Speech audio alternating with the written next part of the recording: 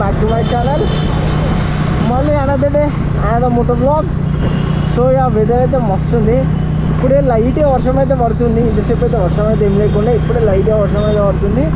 So ఈ వర్షంలో ఈ వెదర్లో ఇంకొక మంచి మోటో బ్లాగ్, చిన్న మోటో బ్లాగ్ అంతే. సో రైట్ నో ఇప్పుడు నేను జేబీఎస్ దగ్గర ఉన్నా. మా ఇంటికి అయితే వెళ్తున్నా జేబీఎస్ దగ్గర నుంచి బైక్ పైన. సో ఇక చిన్నప్పటి నుండి అయితే వచ్చినా. ఇప్పుడు ఇక్కడ నుంచి ఇంటికి రిటర్న్ అయితే వెళ్తున్నా. వెళ్ళే టైంలో బ్లాగ్ అయితే వేస్తున్నా.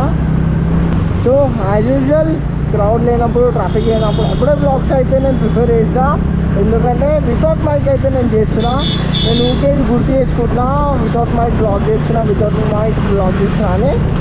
సో అది నాకు మోటివేషన్ ఇస్తుంది తొందరగా మీడియా మోడ్ కొనడానికి.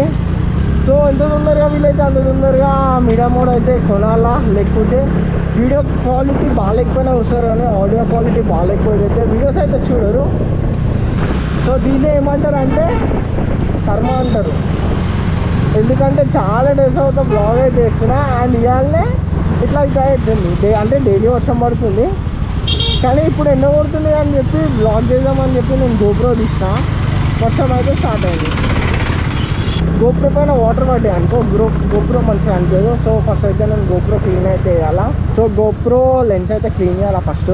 లేకపోతే వాటర్ పడ్డాయి అనుకో, ఎక్కువ వాటర్ పడ్డాయి అనుకో మంచిగా అయితే కనిపించదు. సో దానివల్ల ప్రాబ్లం అయితే అవుతుంది.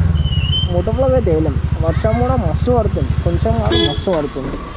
సో ఫుల్ వర్షం పడుతుంది అని చెప్పి ఇంటికి అయితే వచ్చేసిన. బ్లాగ్ మధ్యలో మోటో బ్లాగ్ ఆపేసి ఇంటికి అయితే వచ్చేసి మళ్ళీ ఇప్పుడు బ్లాగ్ అయితే వేస్తున్నా. యాక్చువల్లీ ఏంటంటే ఏమో సౌండ్ ఇక్కడ నుంచి అయితే వస్తుంది. బైక్ నార్మల్గా ఆన్ చేసినప్పుడు కాదు, ఆన్ చేయకుండా నార్మల్గా వెళ్తామా అప్పుడు ఇక్కడ నుంచి ఏదో సౌండ్ అయితే వస్తుంది. దానివల్ల డిస్టర్బ్ అయితే అవుతుంది. ఇక్కడన్నా సౌండ్ అయితే వస్తుంది. ఉన్నట్టుండి ఇంకా రేర్ బ్రేక్ ఉంటుంది కదా, అది కొంచెం డిఫరెంట్గా అయింది. సో రేర్ బ్రేక్ కొంచెం డిఫరెంట్గా అయితే అయింది. ఆ డిఫరెంట్ అయినప్పటి నుంచి కొంచెం ఒక సౌండ్ అయితే వస్తుంది. డిఫరెంట్ సౌండ్ అయితే వస్తుంది. ఎట్లా అంటే మనము ఒకవేళ దీని లోపల బెల్ట్ ఉంటుంది కదా, బెల్ట్ అయిపోతే సౌండ్ వస్తుంది చూడు, అట్లాంటి సౌండ్ అయితే వస్తుంది. కానీ బెల్ట్ తెగలే అనుకుంటున్నాను నేనైతే. ఎందుకంటే బెల్ట్ అయితే ఆబ్వియస్లీ బైక్ అయితే రన్ కాదు, కానీ ఆ సౌండ్ అయితే వస్తుంది. మళ్ళీ అది బెల్ట్దా లేకపోతే బ్రేక్దా అనేది అర్థమవుతలేదు. దానివల్ల ప్రాబ్లం అయితే వస్తుంది. సో ఫైనల్గా రోజుకి వీడియో అయితే అంతే. అందరికీ నా వీడియో నచ్చినట్టు అయితే లైక్, షేర్ అండ్ సబ్స్క్రైబ్.